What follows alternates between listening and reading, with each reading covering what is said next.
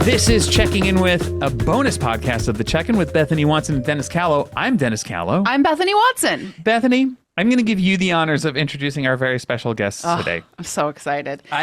Dude, this has been a long time coming. Yeah. So this is a very special Friday the 13th because we are talking to quite possibly our favorite couple, and I'm spelling favorite with a U, the British way. This couple is quite possibly the spookiest couple out there. I would say this, Bethany. What's that? I would wager my life on this. They are our Southern counterparts. Yes. So they have an aunt and uncle name as well. Yes. And we have an aunt and uncle name. Yes. Our aunt and uncle name is Aunt Hilda and Uncle Van. Uh-huh. And they have one that they will share with us as well. So let me please introduce our very beautiful, wonderful, fabulous guests, Liz and Brandon Layne. Please come on in, friends. Hi. Hello. How are you both? I just opened up that spooky door. So Liz and Brandon, we are officially now friends because we have only known each other over social media and through podcast guesting. Right. This is our first time all interacting. Mm-hmm. And I want to just kind of give you the opportunity to introduce yourselves. I can also just read your bios if you want, but I think it's more interesting if you guys sort of speak to who you are. So Liz, do you want to start out? Sure. My name is Liz Layne, and I am a podcaster, and I am a jack of all trades when it comes to quote unquote entertainment. I'm a burlesque dancer. I've done some acting. I do horror hosting on the freelance. I do a little bit of everything. And Brandon, tell us about you. I'm also a burlesque dancer. I'm really getting my name out there this month. And I play music. I play in a horror punk band called Silent Horror. I've been doing that for quite some time. And now I'm a podcaster with Elizabeth. And that pretty much takes about all our time. You guys are busy. Yeah. Yeah. Because your parents as well, your parents to both humans and animals. Everything all over the place. This is yes. Yeah. And you guys sort of Brady bunched it, right? Do you want to talk about your origin story as a couple? Because we talk about ourselves on this podcast. That's the basis of this podcast. So I would like to talk about your origin stories and how you melded families together like the Addams Family Brady Bunch. Yes, totally.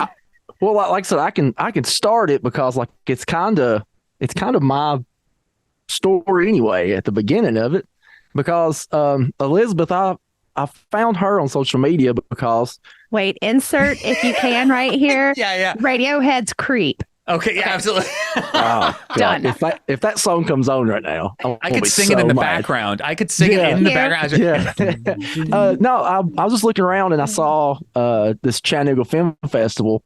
And it said that Rhonda Shear was going to be there. So I'm a huge USA Up All Night fan, and I was like, wow, I need to see this. And somebody was hosting it, was interviewing it. So I was like, wow. I was like, I'm gonna have to look her up.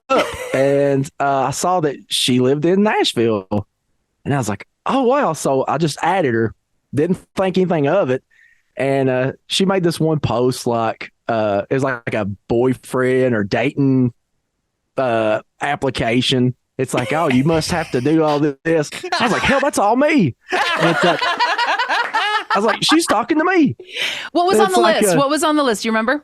I do. Yeah. She's like, you have to be able to watch Predator, and you have to be able to watch RoboCop. And so that's what I did. I grabbed my RoboCop, my Predator Blu-rays, and I took a picture of it and I sent it to her, and I said, I think I put it on my post. You put it on a public post. Yeah. And I was like, I got both. That's brave, Brandon. Yeah. Dude, Brandon, to put it publicly is such a statement of listen. Yeah. This is meant to be. But I'm just going to put it out there. It's brave because I don't know, Liz, to you, but to me it would show oh, he's willing to date me publicly.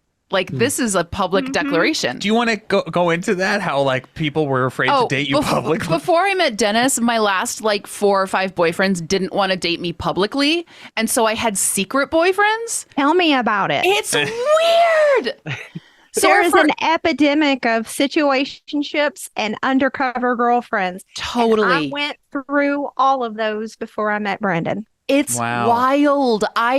Dennis's and my first date, he specifically took me to the Met because it was like one of the most public places in New York. And he was like, I'm going to hold your hand in public. And I was like, oh my God, like I almost started to cry. It's crazy. You did start to cry. It was she cried on our first date. So I knew it was meant to be. Oh, Bethany. And I didn't make her cry. No, that was him. the best part. See, this is where we're so parallel. Very similar situation with Brandon, because our first date, we went out to eat at this really fancy Cajun restaurant. And as we're walking out, he puts his hand back for me to hold his hand as we're walking. Yeah. And I'm like, is he really doing that? Like, is this real life? Yeah. And I did. And to this day, that's what he does when we go. Even if we're going in Walmart, he puts his hand behind him. So I'll hold his hand as we're walking. That's so sweet. That's so sweet. And you know what? It makes you realize that you deserved it for this. You're like, because I've been telling Bethany, I'm like, you deserve this. It's okay. You're allowed to like be seen publicly with somebody. Yeah, I gotta let her know I'm there, you know. Yeah. Still here.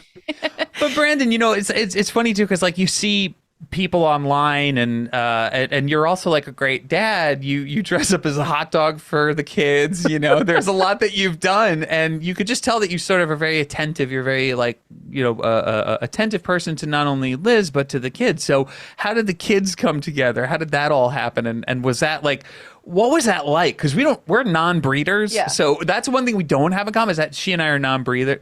Bethany and I are non-breeder. This one over here to my right. Yeah. We're non-breeders. So whenever we see people with children, we're like, how do they do this? What's that like? It's definitely something. I'll let you start it because mine's going to be.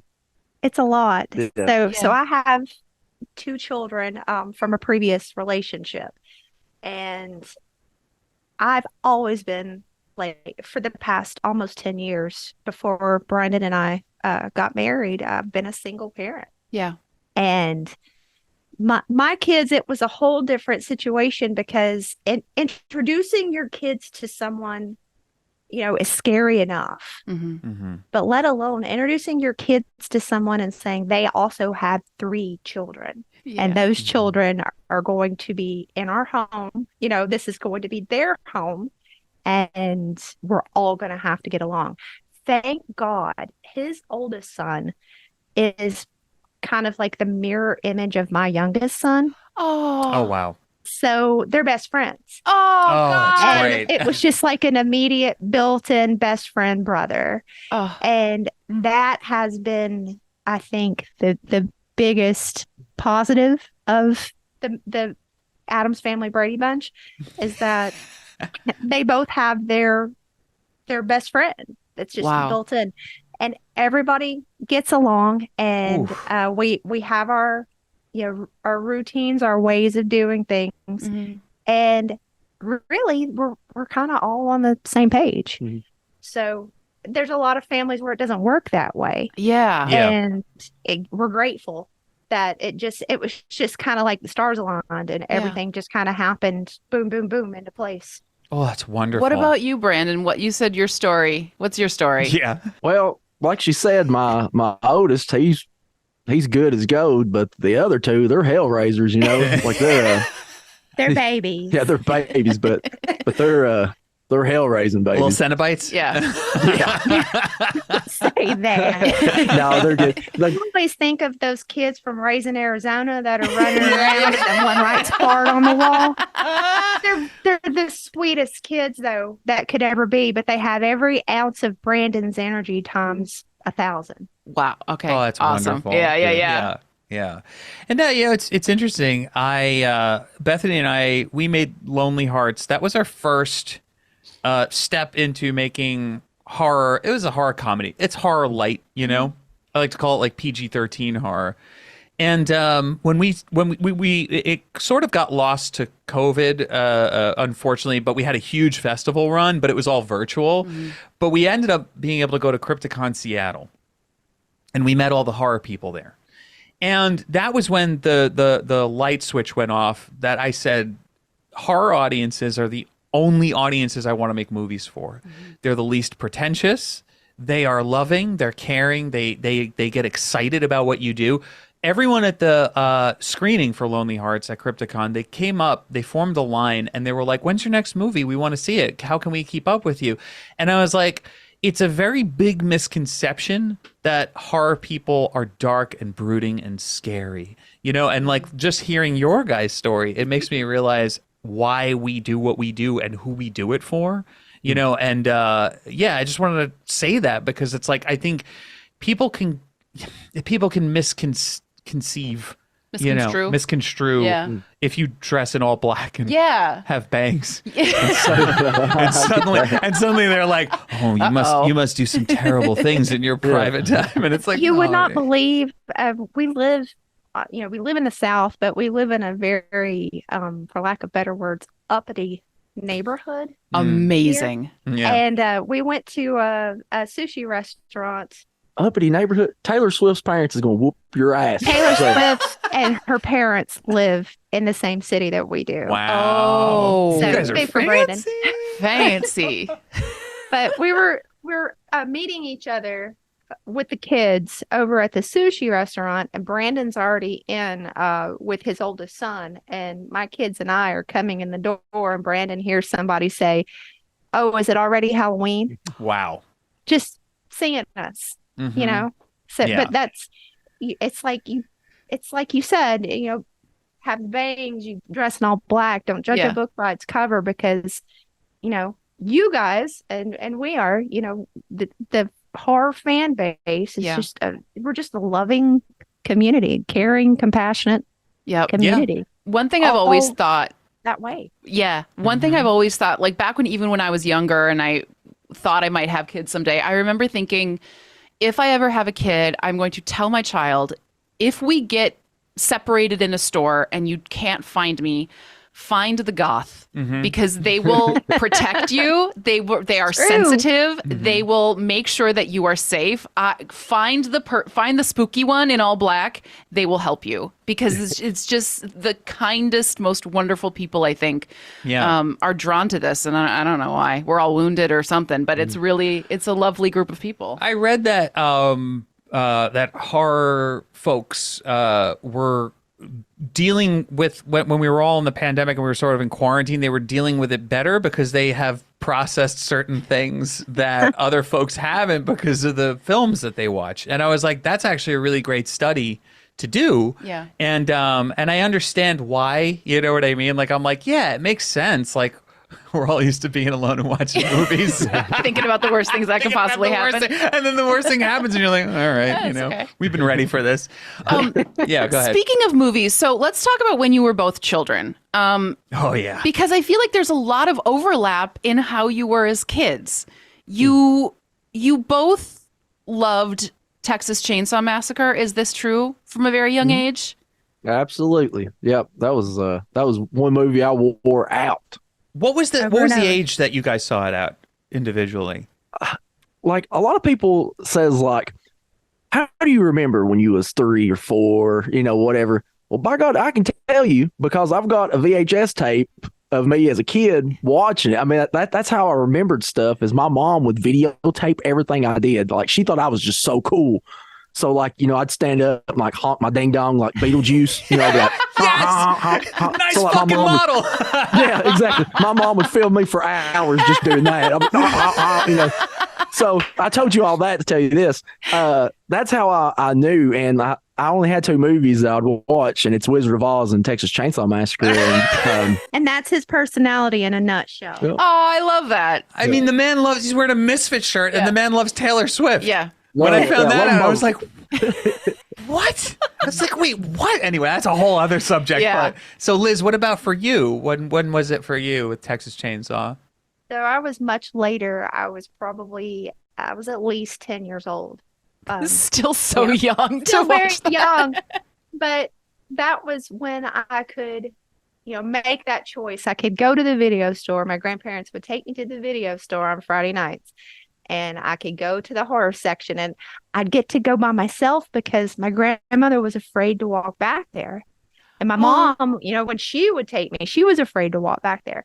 So I'd get to go by myself and just pick it out, kind of hide it, and take it up and be like, amazing. Here it is. And those guys I ended up working at that video store when I was 17. But wow. What was the name of the video store? These guys were so cool. It was called The Video Place in Madison, Tennessee. The Video Place. That's original. Is it still open? No, it is.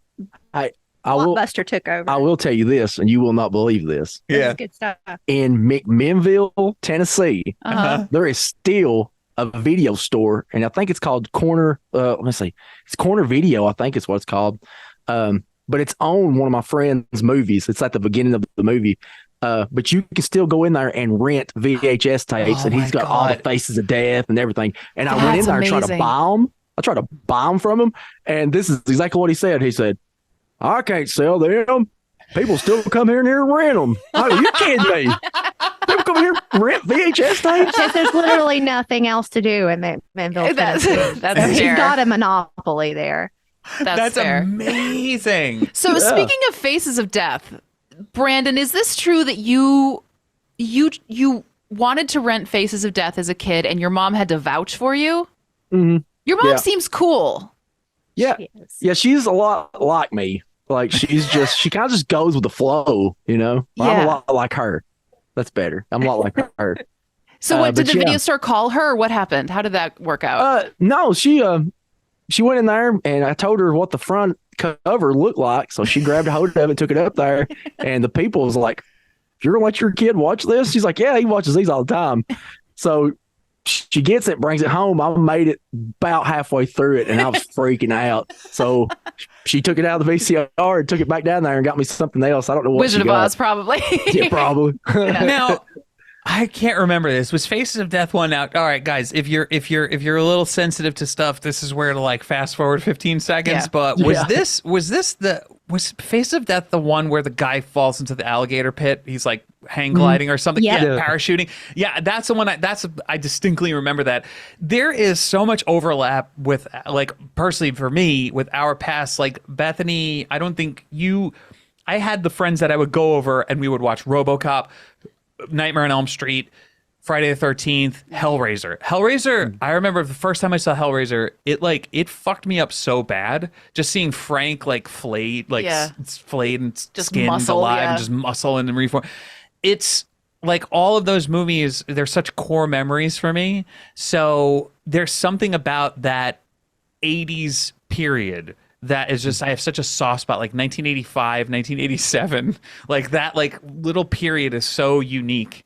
What are some of your stories about that? Like, how did you guys start getting into watching films like that? Was it a friend? Was it just your own instincts? Like, what was it? I had no one that shared the love of horror films with me. I just didn't. And I went to a Christian private school and I was the outcast. I was the witch. So hell yeah. I didn't have anybody, and that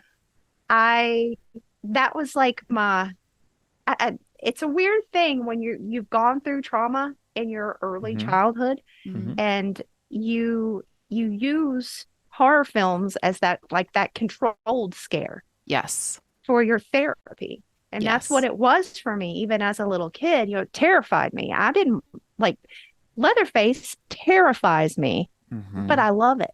Yeah. And that's kind of how I used horror. And that's how I grew to just love it. And I wanted to know how horror films were made. So I'd go and get, the horror magazines, and I would read all the articles. I would watch the Gorgon video intros where they'd have all of the interviews and stuff with the effects makers and the full moon featurettes. I lived for that stuff more than I did the films because I wanted to know how they were made. So it wasn't scary to me, and I was controlling that scare where I couldn't do that in my actual real life. I could do that with horror films. Oh wow, that makes so much sense. That's so insightful. And I think you're right. There's something about the control and sort of the testing your boundary. I remember being the first, it's not a scary movie, but like one of the first sort of gateway horror movies I saw was Clue. And I saw it a little bit too young. And it was that kind of like, I was scared, but not too scared to have to look away. I was like able to kind of like stay in it. And I could feel that it was just playing on that boundary of being too much. Like when the music at the beginning terrified me with the moon and all of the strings. But then when the singing telegram girl gets shot and they show her like just dead on the ground, it's so cartoonish. But to me, that was like the first dead body, quote unquote, I had ever seen. And it was like, okay, wait, no, okay, I'm okay. And just kind of still pushing that boundary. And I think there's something in that, especially when you're a kid, that shows you I'm brave. Okay, I'm a little bit stronger than I thought I was. And it translates into your day-to-day life, especially if your day-to-day life has some darkness in it already. Like talk about movies that's not really scary, that is scary. Yeah. What about Labyrinth? What about David Bowie? What about David Bowie's bulge? So many children learned about male anatomy from Labyrinth. Yeah. God. It blew my mind. That's one of my favorite films. That's one of my comfort films. And when Brandon and I first discussed it, he was like, it actually scared me when I was little. And I was like, you literally sat and watched Evil Dead and Evil Dead 2 and all this other stuff. But Labyrinth scared No. Well, what scared you about it? Yeah, what scared you about it? Well, it's in essence, it's enclosement. It's like she's in the labyrinth. Okay. Even though the world is open, David Bowie, the Goblin King, he had control of everything. So like he could make her go. I mean, so like I was freaked out about that. And then the goblins themselves, I mean, wanting to smack a baby till it pees. That's what that song says. Elizabeth, she don't think that the song says that. It does. It goes, smack that baby and make him pee. It does. I just thought it was make him pay. Well, I thought it was make him pay. No, Me too. No, it's That's making what pee. I've always sang because I was like, it can't be make him pee. Yeah, you smack them. You ain't never heard of smack the piss out of somebody? Well, smack the piss out of them. You know? So Brandon, for you, what about you? How did you get sort of turned on to like RoboCop and my God, sorry, I'm going on a little tangent here, but remember when they blow him to pieces? Like they just shoot him to death God. and his body is just falling apart. Like I'll never forget that scene. It's so scary. It's great. It's that was like when I fell in love with gore and realized that like later on when you sort of like ingest movies nonstop, you realize what Paul Verhoeven was doing in his movies. You realize how he's brilliant. He's a brilliant satirist. Like he's so good. And like when you watch RoboCop now, you're like, oh, this is such a good statement on like police culture. You know, like it's really good. Police culture, and that's his version of Jesus. Yes. Yeah. That's wild. That's Paul Verhoeven's version of Jesus. I know. Well, I was wife wanted to do Jesus. Like the way he says it is so intense. Like, I'm sorry. So Brandon, your origin story with these kinds of movies, like how did you get turned on to them? Well, it's kind of a two-parter, but I'll do it real quick. Yeah. My mom knew that I was a hellraiser. Like my kids after me. So she tried to figure out like what to do. You know, she's like, well, you know, what do I do? I've got an older sister, and she comes into play a lot after I tell you this part. But that's what she did. She just decided to put me in front of a television. So I literally grew up on television. Like, I really don't know how to explain it. It's more like I learned how to be a person from movies. So basically what that is I mimicked everything, and that's how I thought I was funny. And it's like people was not watching as many movies as I was at my age. There's no way, because that's all I did was watch movies. Oh, boom, boom, boom, boom.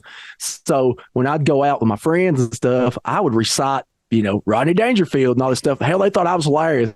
I was just quoting, like Caddyshack or something like that. This little kid wanting respect. Get no respect and straighten your tie. You're 5. I went to the doctor the other day. The doctor said I was going to die. I said, hey, can I get a second opinion? He said, yeah, you're ugly. Oh, God, get no respect. Well, I mean, like, I was doing stuff like that young. Yeah. Like that was the first part of it. The second part of it was my sister.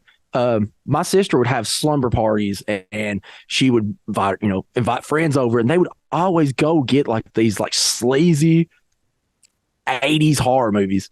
So I'd sneak in there and sit in like her friend's lap, like, and I'm watching all these, just filthy movies, like watching Slumber Party Massacre, like there's that whole scene where they're in the shower and it's like, okay, we're going to see the breast. And let's go down. We're going to see her butt. Okay, let's go over. And it just keeps going like that.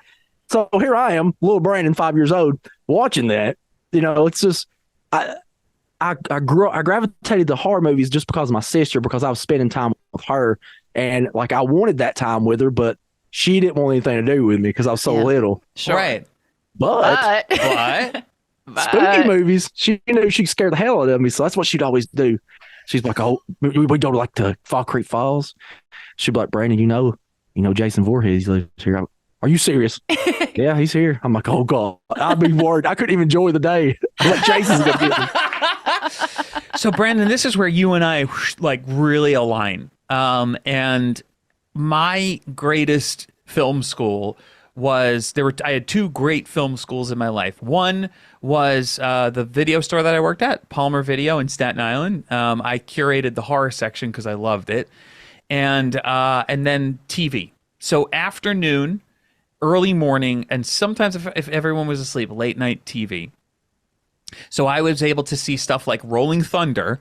On at 3 p.m. I'd see William Devane blowing away people in Mexico, and I was like right before G.I. Joe, and I was like, I don't know what this is, but it's awesome. That guy's chest blew up. And then I would see stuff like sequels before the actual so I saw Halloween 3 first, and then when I went back and saw Halloween 1, I was like, who's this Michael Myers guy? Where's the witches? I want the witches. Where are the witches? So I always liked Halloween 3 first. So I think you and I have that very similar line where the TV chose what you watched, and you were just like sort of beholden to it, but then it gave you this sort of back catalog in your subconscious of what things should look like in movies. Like when I watch movies now, I sound like an old man. I'm like, this doesn't look like a movie. It looks like a fucking TV show. Where does that light come from in real life? Where they filmed it? But see, I do love, I love like Pumpkinhead. There's no such thing as like a light that looks like it does in Pumpkinhead. Like they're in the middle of the woods. There's just a light. Lights. But I love that. But like mostly it's like things don't look like movies. Like they look too clean, like all the movies that I watched look like shit. You know what I mean? Or they were very contrasty, and then you watch them on Blu-ray and you're like, this is how movies should look. So I think that you and I have that parallel. And it was a great education. I do have a question for you. When you first started seeing movies in their natural aspect ratio, were you like, whoa, dude, I didn't realize there was that much in that scene? Because you were watching like on a little box. The one that I'll talk about, and I will talk about it till the day I die, is Psycho. The original Psycho. I loved it when I was younger, but once they put it out on Blu-ray and I put it in for the first time and it came on, like I'm reliving it right now. I'm about to start crying. It is it's one of the most beautifulest restorations of a movie I've ever seen, because you can count the freckles on Janet Leigh's back. Mm-hmm. Like I'm like, oh my God, it's so clear. And that's one that I hold still to this day. That's one of my greatest. Right? It's amazing. Yeah. And then there are some movies where I refuse to watch it without pan and scan. And so like Over the Top, the Sylvester Stallone movie Over the Top, where he's the arm wrestler, I bought that on VHS because I was like, this is the way I have to watch this movie. I can't watch it in widescreen. We have the little TV with the TV VCR combo in our kitchen. Yeah, it has since broken. Yeah. But like I come in on a Saturday morning and he's watching, what's that movie? He's watching Over the Top while making pancakes, and he's like, "Bethany, this movie's so good." So yeah, I know. But then she sits down, right, and she's like, "This is beautiful." I'm like, "Right, it's a story of a son and a father. It's so good." Yeah, it's lovely. She got like eating pancakes. She just got lost in the movie. So Liz, I want to go and talk about your burlesque dancing. Now, how long have you been doing it, and how did you get into it? My first show was 2017. Okay. Mhm. And I got into it because there really wasn't anybody here. I mean, we had troops here, but there wasn't anybody here that was doing anything outside of the box. Okay. Mhm. Everything was just kind of cookie cutter or rockabilly, or, it was just, it was very stereotypical burlesque. And I was like, you know what? I can make a horror show. Hell Or yeah. I could make a statement. Yeah. Or I could do something. I don't know if you've noticed this or not, but I like pushing boundaries. No, really? You? No. You have bangs. Obviously, you do. That's what happens. You cut the bangs, you push boundaries. Yeah. So I kept doing that, and I would get booked on certain shows. A lot of people didn't want anything to do with me here, but I would eventually grow to create my own shows and put my money where my mouth was, essentially, and bring people in, because people didn't have, like, back then we didn't have quote unquote nerdlesque, which we do now, and stuff like that. We just didn't have it. We just had regular stereotypical burlesque. So I took that up a notch and did a festival, did Demon Night, started Demon Night with my friend, and we were able to bring in, incorporate that with music and dark art, things of that nature. Actually got protested by the Southern Baptist Convention. Of course it did. Congratulations. Yeah. Oh, congratulations. Yeah. Yeah. That means you did something right. Exactly. So, Yeah, I mean, I was looking on your Instagram, and you have a photo from, I think, that show. I think the most recent of that show, and you have, I mean, you look amazing, and you also have blood just coming out of your mouth and down your chin. I was like, that's the burlesque I'm here to see. There better be blood. Yeah. Yeah. Blood, knives. What kind of crowds come out for, like, what are the crowds like? it's basically for Nashville, it's the goth crowd, but then you also get like the older men that come out for burlesque shows, and they're regulars. You get to know who's regular, who's coming, and they're great, and they tip and like they support everybody. It's That's just awesome. nice. That's awesome. There's some really great people in that community.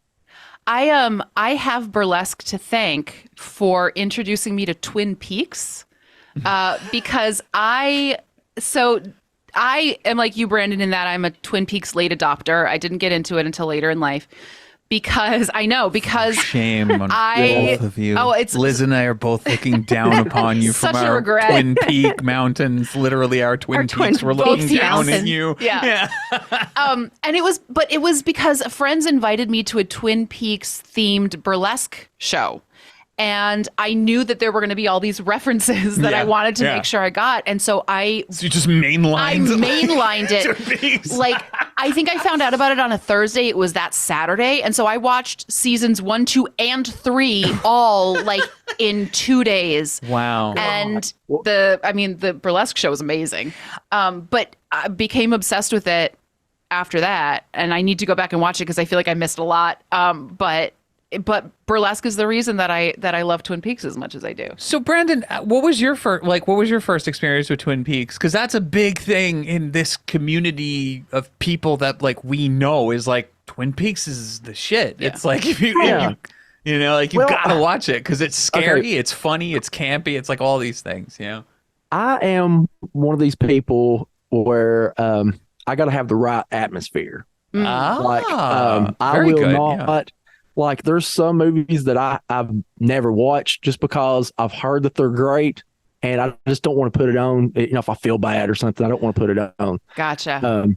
But while I was here, whenever I moved here, there was like a 2-week span of where I was trying to find employment. And so, like, I was like, man, what do I do? And I looked around, and she had all this Twin Peaks stuff, but I didn't know what it was. Like I told her, I was like, what the hell is this woman and an owl and a log? she's like, it's Twin Peaks. And I was like, okay. And then like, I come in the bedroom. I'm like, what's this picture of this damn door? Like, what's this door? Like, what's this bedroom door? She's like, it's Twin Peaks. So finally, that's when I went in there and just started watching it. And after the first episode, when the second episode came on, I was like, wow, I really need some coffee. Like, I need to drink coffee while I watch this. And so like that was my thing. I could not wait to wake up the next day because like she worked during the day at the time. And I was like, oh, this is my Twin Peaks time. Totally. We used to watch it over breakfast. Yes. Yeah. It gives you a really weird, warm feeling when you're watching it. I've tried to explain this to people. I'm like, you don't understand. Yes, it's scary. Yeah. But it gives you this nostalgic feeling, and it's like this mountain town, and it's the late 80s, early 90s, and really more early 90s.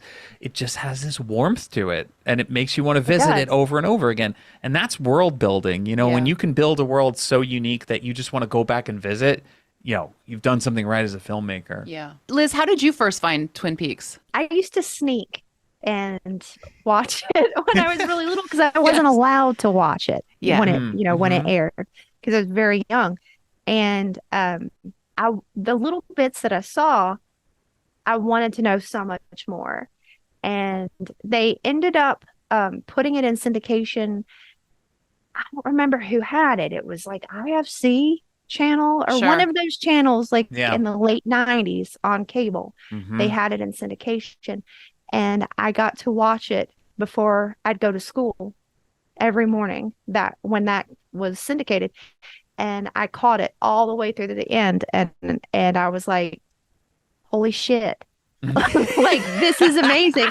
So then I went and hunted down Firewalk with Me. And I had seen bits of Firewalk with Me too before I even went through all of Twin Peaks.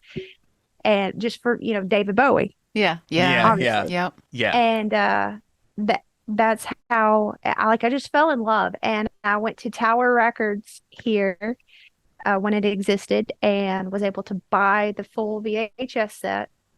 And I would just watch them on repeat and just study because that's what made me fall in love with David Lynch. And later, I was able to do the subscription for when the internet came here. I was able to save my money and do the subscription to his website and see all of his weird shit, all of that stuff and his artwork, the alphabet and everything else. Yes, the alphabet is so fucked up. The grandmother. Yep. Oh God, there's so a lot. Up. Yeah. So that's how I got into it, and it holds a very, very special place in my heart. And Brandon. It didn't like coming here. It was just like, what is this? And like he said, there's Laura's Firewalk with Me picture that she gets from Mrs. Chalfont or Tremont, however you want to call her, is in my bedroom. And he's like, why do you have this picture of a door and a wall? What is that? Like, how is that art? And I'm like, this is what it is. So now he gets it. He gets it 100%. And also, now when I'm going through stuff, I'll find just the most random Twin Peaks merchandise. I'm going, what is this? She's like, oh, yeah, they had a magazine back in the day. I'm like, what? I used to collect those. They're wrapped in plastic. I still have a couple of them. That's so cool. There was so much lost merchandise for that show. Like they even had you can get the coffee cups that they used in the Double R Diner. They're a specific brand of like Corningware or something, or Pyrex. They're like Pyrex glasses, but they're freaking expensive. Yeah. Like you still like because they're not only they have the association with the show. Because I found like a pair of black ones and I was like, oh, that's amazing, and they were like $80. So expensive. I'm not buying that shit. I'm putting coffee in it. Yeah. One shirt that I got in the late '90s from Media Play, which I don't know if you guys had those or not, but those were like the Tower, like the gigantic franchise pop culture stores that we don't have anymore. Yeah. I have this Firewalk with Me shirt that I've kept. I kept it since I had I I'm so it. glad you kept it. And it's like $500 or $600 to buy on a vintage quote unquote site. And I'm like, that's insane. It's insane. There is a vintage store in New York City, that used to be fairly close to my apartment, and you and I would walk past it every once in a while. Roll our eyes. As my grandmother would say, they sure know what they want for that, because you walk in and there's like a 4X t-shirt with like In Sync on it, and they're charging $120 for that. It's and you're ridiculous. just like, absolutely not. Yeah. There's no way. Yeah, it's so stupid. I heard something funny the other day that was like, vintage stores are not what like we grew up with. You know, vintage stores like Gen Xers, like we grew up with like 70s clothes. They're like, now they're just selling Bugs Bunny t-shirts that are 3X large. Like that's it's Bugs Bunny wearing a do-rag, standing back to back with Daffy wearing a do-rag. Yeah, exactly. That's vintage stores. Yeah, that's now. vintage. And it's like $80 I'm now. like, that shit sucked back then. It sucks now. So I have one sheet about you two. It's 2 sheets long. 2 sheets long. Yeah. I love it. And I have your names, and then I have horror movie facts, and then I have other fun facts about both of you. And Liz, under your other fun facts, can you explain your grandfather complained about Shel Silverstein's weed smell?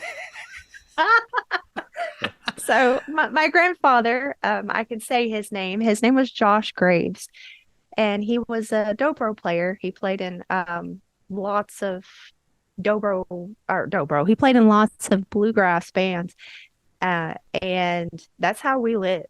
He supported all of us through that. Oh, wow. And so back when he first started and into his career, there weren't these guidelines for royalties and rights and things like that. So he was playing with started with Wilma Lee and Stoney Cooper, and he ended with before he did solo stuff and worked with friends of his on and off, he ended with Flat and Scruggs, and he was a Foggy Mountain Boy.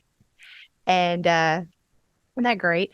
That's amazing. Foggy Mountain Boy? Yeah. Oh. He actually, when my mom was a kid, he had a show here that was filmed at the Opry. And every week it was called the Martha White Hour.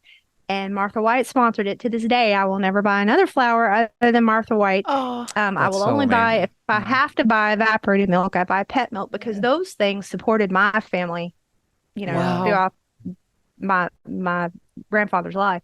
Yeah. So when he got in his elder years, that's when he's taking care of me. So I lived with my grandparents, for a long time. And I would witness all of this country music stuff, having no clue of who anybody was, and people would come in and out of the house when Papa was doing session work and stuff. So he played on an album with Shel Silverstein in 1980, I think, and they just stayed friends. And he met him through Johnny Cash, who he also did work with. That's and wild. Did work with later. So these people would be at the house, and I wouldn't know anything other than they were Papa's music friends that were coming over, and I better be prepared, because I'd probably have to go get him a beer out of the fridge. At some point, I'd hear, Betsy, go get me a beer, and I'd go get my beer and bring it back. So I knew to be on standby, but I didn't know who these people were. But that was one person that I can remember growing up in the late 80s, when he would come by to visit, because he wouldn't come often because he didn't live here permanently. I believe he lived in Chicago. I'm not quite sure, but he lived somewhere where he had a great distance to drive if he were to come here. And when he came, that was the one thing that my grandfather would complain about, would be like, I love him, but that smell, that pot smell, that's strong stuff. I love He was really just nice blowing guy. bones outside, like, yeah, man, coming in and fucking jamming out. Like, it's amazing. If you had the messed up stuff in your head that he had in his head, you'd probably be smoking a lot of pot too. Oh, I have that. I sent Liz a picture of different dances, which is like the most fucked up book. It's like people putting themselves through meat grinders and stuff, and it's like, this is the guy who did the circle book. I never had the chance to ask my grandfather, like, did you really even know? Like, I don't think he did. Like, he knew Shel wrote children's books. Yeah. Right. But he didn't know, like, the specifics on his poetry or anything like that. I don't think he knew to the extent of how crazy some of that stuff Right. got. Yeah. Right. Yeah. But I always wondered that, like, if he knew these people like Chris Christopherson, and like we have a letter from Steve Martin that wrote to him before he That's died and said that he was nuts. his favorite dobro player, and how much he admired him. I always wondered if he knew Yeah. who these people were. Yeah. Yeah. Yeah. Like if he understood. Right. Yeah. It's like, do you Yeah. understand the cultural Yeah. impact? And they're writing you Exactly. letters. Yeah. Yeah. All right. Let's do Brandon fun fact. Brandon, fun fact. Okay. Here we go. Still has a Yahoo email account. Oh wow, that's a good one, Elizabeth. Way to plant that one in there. No, yeah, I do. I make fun of him all the time Well, for it. I fear change. I can't. No, go. I'm with I you. can't go anything. And I'm with plus, you. if I get another email address on my phone, all my stuff's gonna be gone because I can't remember Exactly. any passwords. I can't Yeah. remember none of them. Yeah. No, and also, never like- give that up, Brandon. Never give that up. And also, like, I don't know about you guys, but like my email is also my filing system. So if I lose my email, I won't find anything because Yeah. it's like that's my documentation of anything I ever need is to just find it back in my email. If I use a different email account, I'll lose it all. There was one morning where Bethany had her laptop open, and we're very like, we respect each other's privacy. We don't like look at each other's phones and stuff. Like, we're very like, hey, you do you, I'll do me. We trust each other. But I just glanced over, and her inbox, it said 4,579. And I looked at her Whoa. and I went, honey, your inbox. And she just goes, I have a system. And I I said, do have a system. okay. And she was Yeah. just like, no, we'll just walk away. Walk away. Pretend you didn't see anything. I have unread emails from 2008, and I feel like at this point they're not expecting me to get back to them, so I just leave Right. those unread. and It's then you fine. have some that you're like, I can't delete that one. Yeah, that one means a lot. It means a lot to me. I'm like, That was okay, an all right. emotional okay. connection. And when you print it out, and then she's like, there's too many. No. Can't.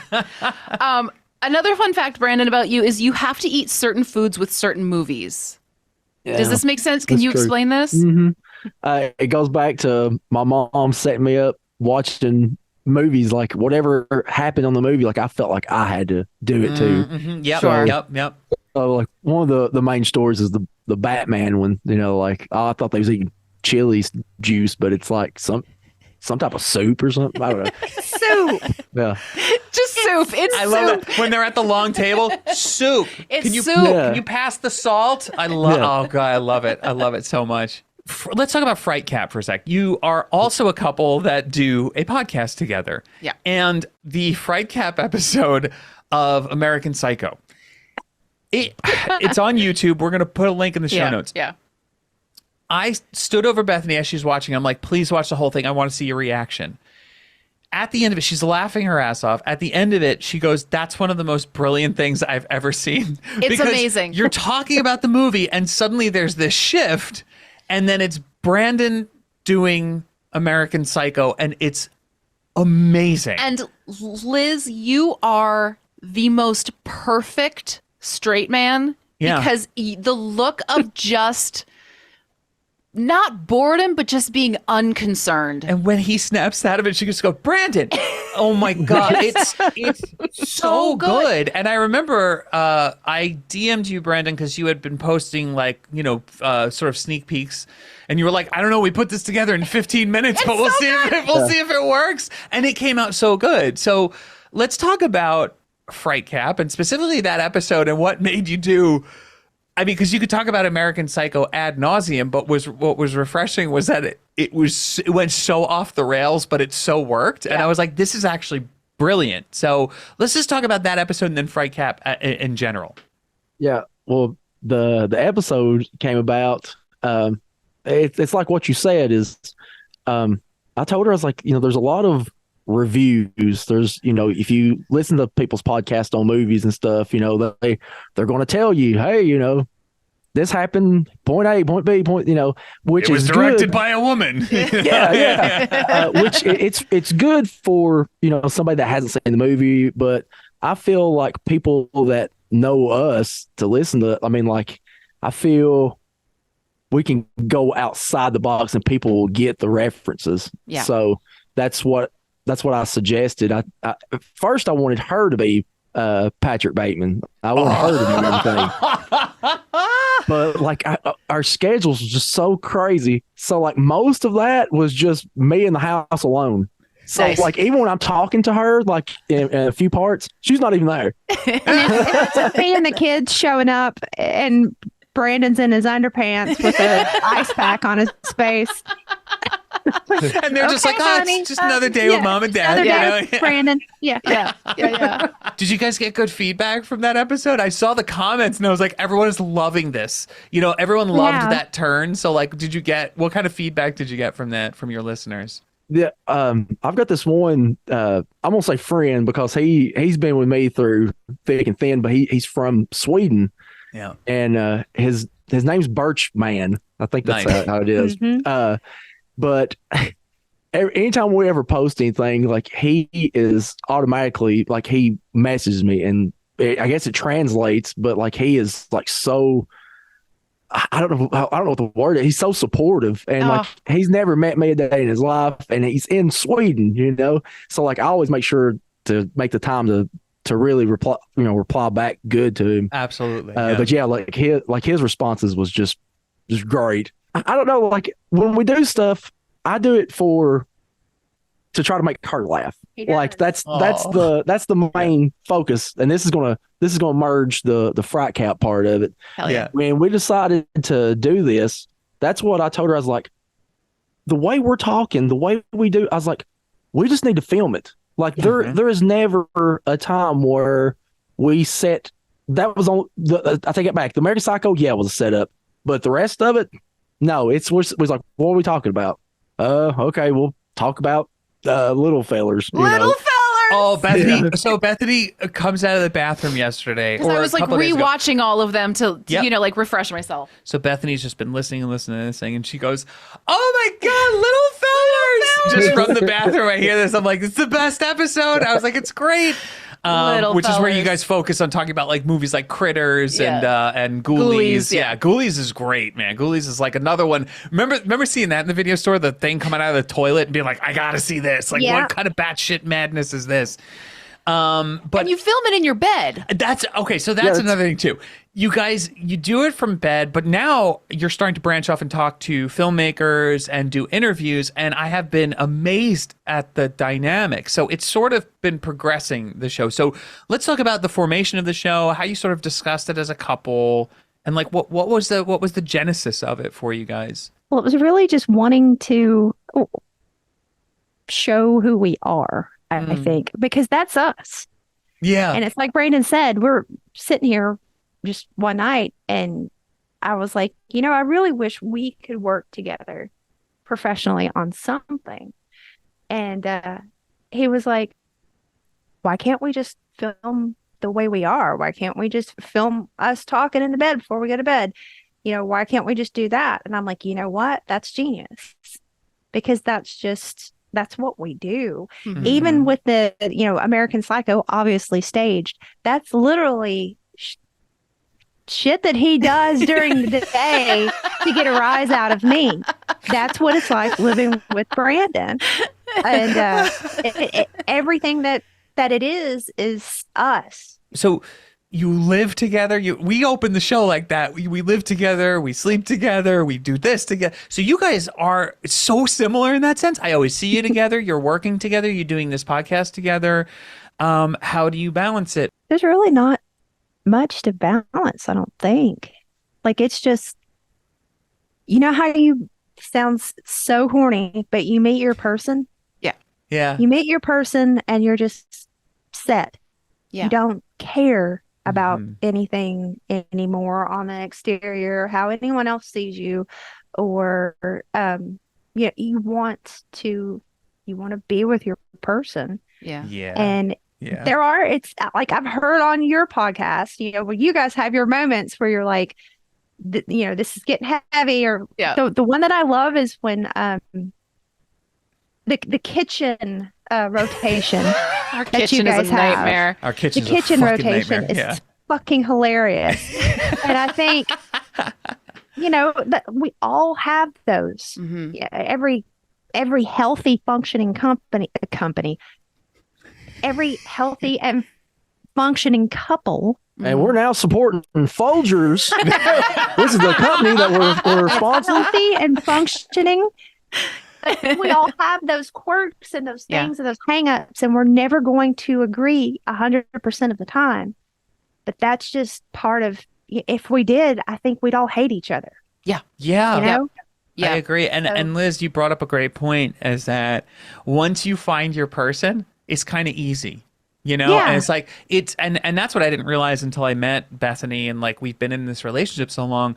I was like, wow, all my relationships before this were really hard. Like they didn't have to be that difficult. Exactly. Right. Yeah. And then so it's like, it doesn't have to be. yeah, it just sort of falls into place, and then you're able to sort of do all these things together. I mean, we still have to have like meetings and be like, all right, this is a business meeting. Yeah. Like right now is business, and then we'll do, But after everything, we always look at each other like, hey, I fucking love you. Yeah. Like like I love you so much. Yeah. I mean, there's maintenance for everything. You obviously have to have talks, and there's going to be disagreements, Right. but it's just like, oh, I still like being around you. Yeah, yeah. And I also love the fact that you guys were like, we have to do something creative together, because you're a creative couple. Are you thinking of branching out and doing film and making a film? I mean, I feel like you guys have to at this point, because you're really good at editing. You're really good at like conceptualizing. You're getting really good at like editing with FRIGHTCAP and stuff. So is there maybe something that might happen?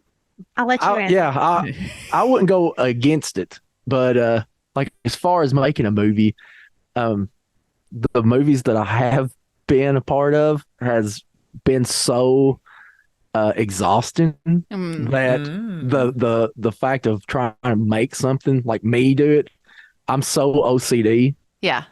It drives me crazy. So like if I'm creating music, which if I put out a song, it may not sound the best to some people, but when I'm doing it, I'm spending a whole week doing the drums. I'm doing a whole week. So like doing a movie, oh my Lord, I would tear it to pieces. It'd never get done. Yeah. It's tedious. Yeah. So you would need someone else probably to be in charge. Yes, that would be it. That's something that's been considered. It's just like writing, because we write very well. Both of us do, just in different ways. Yeah. And handing that off, or like giving it, we have so many friends now in the filmmaking industry that we can, we could get that from, because like he said, if Brandon was in charge of editing or filming and doing, like, I can't, it's like he said about Dennis, like he must come out and bring the lighting and stuff like that. That's Brandon for I'm doing it literally right. anything that I do, audio or visual. Like he's over it. Yeah, it's got to be perfect. Yeah, I take that from Hunter S. Thompson, Johnny Depp in Fear and Loathing. He says that, and I live this. I live pretty much everything that Johnny Depp says in that movie. Yeah. But he says things worth doing is worth doing right. Yep. So that's what I do. I was like, if it's worth doing, I'm going to do it to the 10th degree, Yep. Totally. Yep. So before we wrap up, I just did want to also talk about Chattanooga Film Festival. Chattanooga Film Festival is, I think it's really important for people to support film festivals. Absolutely. Chattanooga, you are involved with, Liz. How are you involved with it, and how can people support? Can, if they can't attend, like if we're on the East Coast, is there a way to attend virtually and things like that? And when does it happen? So it happens the third week of June every year. And I got involved with that through my friend Chris Dortch, who is the festival founder, and he runs it. And he used to work here at the Art House Cinema, Belcourt. And he was one of few people at Belcourt that was on the same wavelength. He's a lot of, not to sound ugly, but a lot of people in that art house industry are snotty. Yeah. Oh, he's not. Yeah. He's just not. And he's not. He did it. Good night, folks. Thank you. So Chris had reached out to me to see if I wanted to do some interviewing with Chattanooga Film Fest. And because I had been a part of it on the exterior for so long. So that's how I got into it. And he would, not just me, just his group of friends that he knew that were as passionate about film as he is. he would send out, hey, what do you think about this? Or do you think this has a little bit too much of this? Do you think this is something that, we could put on the lineup? So I was already involved in exterior ways, but then he started using me for interviews, and now it's become pulling in sponsorship and working with Vinegar Syndrome, who are my friends, to do things with Chattanooga Film Fest. And he's really taken that he took that from what he calls the Gremlin style party, but it was just it was like a free for all party where basically people just came in and watched movies and had a good time, to that on a grander scale. And that's it's what it is. It's a festival for people who love film, and everybody's there for that purpose. Chris at one point started just to do it, because everything started with horror. He's a horror hound at heart, just like us. Started as the Frightening Ass Film Festival. Awesome. Nice. Awesome.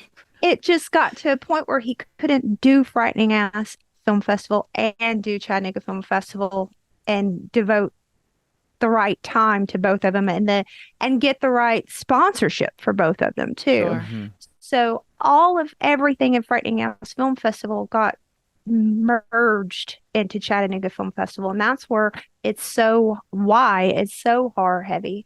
Mm-hmm. And these movies like that, and movies like this year it was Trim Season, Tearsucker, and these really good independent horror films come into play. Yeah, and if anyone's watching, you can go to a festival and make a vacation out of it. And it's a lot of fun. And if you love movies and if you love watching movies, this is a great place to go visit a town or visit a region that you wanted to go to, while also supporting and seeing all these new films that are going to come out, and you get to see it before anyone else. Yeah. That I think is the best way to experience it. Can you also experience it through buying virtual tickets? You can. So that's one of the best things about Chattanooga Film Festival from 2020 until now. Yeah. Is that we didn't know what we were going to do. Chris was just he was like, what's going to happen now? And Microsoft developed the system specifically for him to test out, to do this. Yeah, to do this virtual film festival.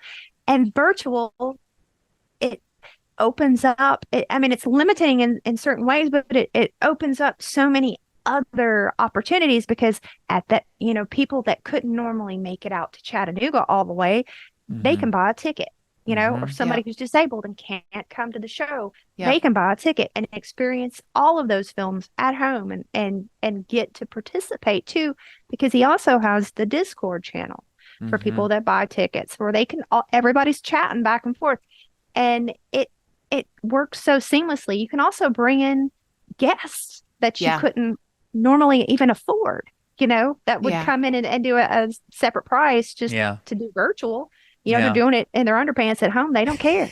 They're not wearing any pants at all. No, like Brandon with the ice pack on his face. Exactly. Like Brandon wearing no pants right now. No pants. Hey, listen. We don't know what's going on down there, no, so we have no, we have no vision below your Misfit shirt. So you could be wearing nothing at all. Like if y'all are watching the screen, if you see me keep going like this, I've got cats, and like there's one cat. I meant to ask you. You have got to talk about cats. Sorry, I know we need to end, but you found a cat, right? You found a cat? Well, the cat is gone. Where's the cat? Is everything okay? I've spoken to. No, we think so. I've spoken to my direct neighbor to the side of us, and I said, have you seen this calico cat? It's got a half orange face. It's the sweetest cat, and it showed up here this weekend, and now it's gone. And she said, I've seen it behind me coming in and out of the house. Okay. So now we know it belongs to somebody. They just suck and let it roam free where it shouldn't. It's not like we live in a super busy community, but we live on roads that are traveled that cats should not access. All right. I think you need to take that cat in off the record. If she comes back, she's coming in the house. Yes. She looks well fed, I'll say. I was like, oh, she's an integral. But Liz, please tell us what you named her, because it's amazing. Lena Ford. Her first name, I was going to name her Crystal Gale. Yeah. And she something about her and her face, and I had just saw a clip of Lita Ford on Headbangers Ball on Instagram Yeah. the day of, and I had her in my head, and I had her on my Spotify too for the day. And when Brandon had left the house, and what did you do? You went to go get drinks or I went to go something. get Red Bulls. Red Bull, and came back. Ride the bull. And I was like, her name's changed. It's officially Lita Ford. And she So much liked has it. happened. Yeah. Where can people find you and tell them when FRIGHTCAP is happening? Everyone listen to me. Yeah, plug your If you don't things. fucking listen to FRIGHTCAP, I'm coming to find you. Yeah. FRIGHTCAPs are every Friday. There's a podcast at the minimum every Friday. We did have a bonus episode this week, and that was for our buddy Wolf. But there is an episode of the podcast every Friday, and we're trying to do videos every other Friday. They're released at 7 p.m. Central Time. Okay. On Okay. YouTube. Okay. Gotcha. And then the podcast is released at 8 a.m. Central Time. Great. Fabulous. Awesome. And you can find it wherever you find your podcasts, Yep. and the videos Yes. are all on YouTube. Is there All the YouTube. yeah, on YouTube, what do people search on YouTube to find you? I think you just type in FRIGHTCAP. But FRIGHTCAP. what's the name? What's the channel? But the channel is mine, and it's Dead End Lane, Layne. Such a good title. Yeah, not lame, Lame. Dead End, like a dead end road. Yeah. Dead End Yeah. Lane. And that Yeah. is also your Instagram handle. Yes. Oh yeah. Yes. And Liz, you are on Instagram. I hate with an H8 underscore, pretty hate machine, also with an H8. Fabulous. Hate is always with an H8. Yeah. Yes. You two, thank you so much. This has been This a long was- time coming. Yeah, this was. It really I mean, has. honestly, this could have been like 3.5 hours. Yeah. this I would episode. really love to have you guys on. I know we both have discussed this, having you guys on FRIGHTCAP. Yes, We absolutely. would love it. We We'll would film it love from our beds. Yeah, we'll go do it in Oh our my bed. God. That'd be amazing. I'll set up We'll a figure it camera. out. We'll do it in our Yeah. bed. Yeah, That'd be great. This was wonderful, Yeah. guys. Please follow them, listen to them, Support everything they do. everything they do. And you know what, Bethany? I think we got another one in the bag, and We this did was a it. good one because this is October. Yep, we did it. So that's it. Thanks Yeah. for checking in with all of us here on Checking In With. Happy Friday the 13th. See you at the next one. Thank you. Good night.